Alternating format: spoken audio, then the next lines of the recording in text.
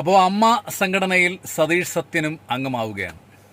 ഇതൊക്കെ വാർത്തകൾ വന്നതിന് ശേഷമാണ് ഇങ്ങനെയുള്ള തീരുമാനങ്ങൾ എടുക്കുന്നത്. ആദ്യം ഇദ്ദേഹം ഇടവേള ബാബു അദ്ദേഹത്തിന് മെയിലയക്കും സംഭവങ്ങളും ചെയ്തിട്ടൊന്നും റെസ്പോൺസോ കാര്യങ്ങളൊന്നും ഇല്ലായിരുന്നു. ഇപ്പോൾ മാതൃഭൂമി ന്യൂസ് അദ്ദേഹത്തിൻ്റെ ആഗ്രഹം പുറത്തു കൊണ്ടുവരികയും അദ്ദേഹം തുറന്നു പറയുകയും ഒക്കെ ചെയ്തപ്പോൾ, സോഷ്യൽ മീഡിയയൊക്കെ ഏറ്റെടുക്കുകയൊക്കെ ചെയ്തപ്പോൾ അമ്മ സംഘടനയ്ക്ക് വേറെ നിവൃത്തിയില്ല, എടുത്തേ പറ്റൂ. ഇപ്പോൾ പലരും പറയണത് പ്രേം നസീർ അദ്ദേഹത്തിൻ്റെ മകനെയും അംഗത്വം, തീർച്ചയായിട്ടും അംഗത്വം കൊടുക്കണം. അത് അവരൊക്കെ സിനിമയിൽ അഭിനയിച്ചവരാണ്. ഇപ്പോൾ ചിലർ പറയുന്നുണ്ട് ആ പ്രയോറിറ്റിയിൽ സത്യമാഷിൻ്റെ ആ ഒരു പ്രയോറിറ്റിയിൽ എന്തിനു കൊടുക്കുന്നു.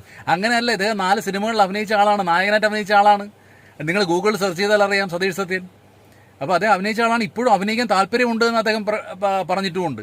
അപ്പോൾ അങ്ങനെ എത്രയോ നടന്മാരുണ്ട് പണ്ടൊക്കെ അഭിനയിച്ച് ഇപ്പോഴൊന്നും അഭിനയിക്കാത്ത എത്രയോ നടന്മാരും നടിമാരും ഈ അമ്മ സംഘടനയിലുണ്ട്. അപ്പോൾ തീർച്ചയായിട്ടും അദ്ദേഹത്തിനും അംഗത്വം കൊടുക്കേണ്ടതായിരുന്നു, കൊടുത്തു. സന്തോഷം. സത്യൻ മാഷ് അദ്ദേഹത്തെ ഇഷ്ടപ്പെടുന്ന ഒരു വ്യക്തി എന്നുള്ള രീതിയിൽ എനിക്ക് സന്തോഷം, നമുക്കെല്ലാവർക്കും സന്തോഷം. അതാണ് ശരി.